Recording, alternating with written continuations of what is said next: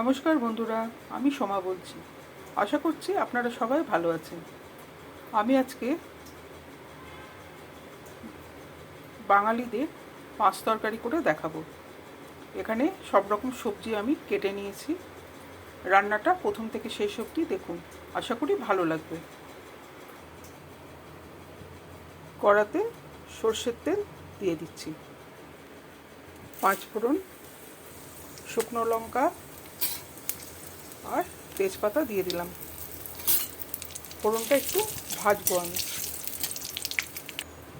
1 চামচ আদা জিরে বাটা, হলুদ গুঁড়ো, লঙ্কার গুঁড়ো, সামান্য একটু ধনে গুঁড়ো দিলাম, নুন দিয়ে দিলাম, চিনি দিলাম।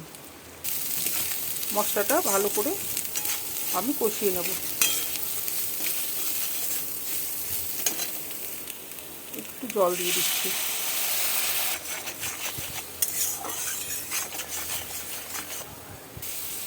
মশলাটা কষানো হয়ে গেছে, এবার কাটা সবজিগুলো আমি দিয়ে দিচ্ছি।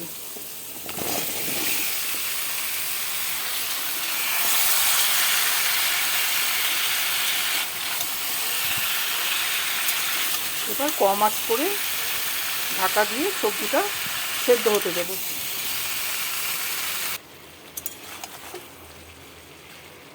সবজিটা আমার সেদ্ধ হয়ে গেছে।